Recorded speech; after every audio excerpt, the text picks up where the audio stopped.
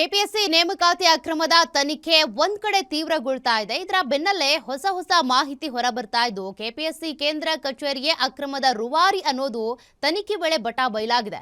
ಅಷ್ಟೇ ಅಲ್ಲದೆ ಇಲ್ಲಿನ ಸಿಬ್ಬಂದಿಗೆ ಸಾರಿಗೆ ಇಲಾಖೆ ಐಎಂವಿ ಕೂಡ ಸಾಥ್ ಕೊಟ್ಟಿದ್ದು ಇವರ ಮನೆ ಮೇಲೂ ಕೂಡ ಇಡಿ ದಾಳಿ ನಡೆಸಿದ್ರಂತೆ.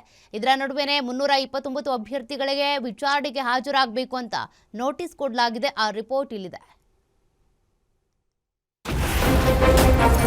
ಕೆಪಿಎಸ್ಸಿ ನೇಮಕಾತಿ ಅಕ್ರಮಕ್ಕೆ ಸಾಥ್ ಕೊಟ್ಟಿದ್ರ ಆರ್ಟಿಒ ಇನ್ಸ್ಪೆಕ್ಟರ್. ಕೇಂದ್ರ ಕಚೇರಿ ಸಿಸಿಟಿವಿ ಫುಟೇಜ್ ನಾಪತ್ತೆ, 329 ಅಭ್ಯರ್ಥಿಗಳಿಗೆ ನೋಟಿಸ್.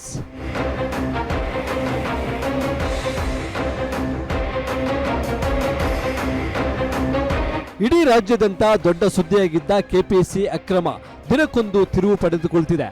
ಒಂದ್ ಕಡೆ ಕೆಪಿಎಸ್ಸಿ ಮಾಜಿ ಅಧ್ಯಕ್ಷ ಶಿವಶಂಕರಪ್ಪ ಸಾಹುಕಾರ್ ಮನೆ ಮೇಲೆ ಇಡಿ ದಾಳಿ ನಡೆಸಿ ಮಹತ್ವದ ದಾಖಲೆಗಳನ್ನ ಈಗಾಗಲೇ ವಶಪಡಿಸಿಕೊಂಡಿದೆ.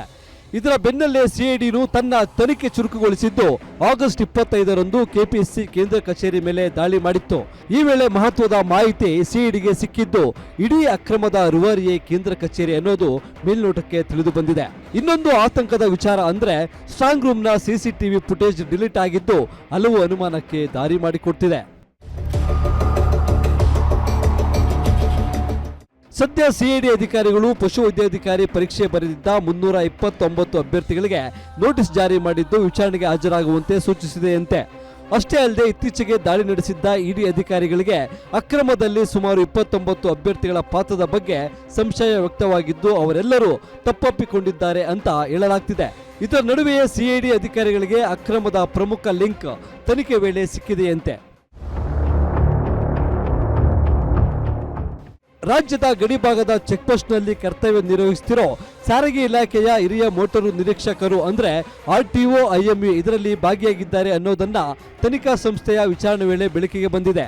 ಇದರ ಆಧಾರದ ಮೇಲೆ ಸುಮಾರು 48 ಗಂಟೆಗಳ ಕಾಲ ಐಎಂವಿ ಮನೆಯಲ್ಲಿ ಶೋಧ ನಡೆಸಿದ್ದು ಪರೀಕ್ಷೆ ಬರೆದಿದ್ದ ಅಭ್ಯರ್ಥಿಗಳ ಜೊತೆ ವಾಟ್ಸ್ಆಪ್ನಲ್ಲಿ ಮಾತನಾಡುತ್ತಿದ್ರು ಅನ್ನೋದು ಗೊತ್ತಾಗಿದೆ. ಹೀಗಾಗಿ ಅವರಿಗೆ ನೋಟಿಸ್ ಕೊಟ್ಟಿದ್ದು ಸೂಕ್ತ ದಾಖಲೆಗಳೊಂದಿಗೆ ವಿಚಾರಣೆಗೆ ಹಾಜರಾಗಿ ಅಂತ ಸೂಚಿಸಿದೆಯಂತೆ.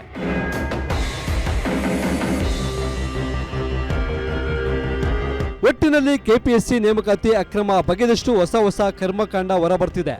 329 ಅಭ್ಯರ್ಥಿಗಳಿಗೆ ಈಗಾಗಲೇ ನೋಟಿಸ್ ನೀಡಿದ್ದು ಉಳಿದ 29 ಅಭ್ಯರ್ಥಿಗಳ ಮೇಲೆ ಇಡಿ ಅನುಮಾನ ವ್ಯಕ್ತಪಡಿಸುತ್ತಿದೆ.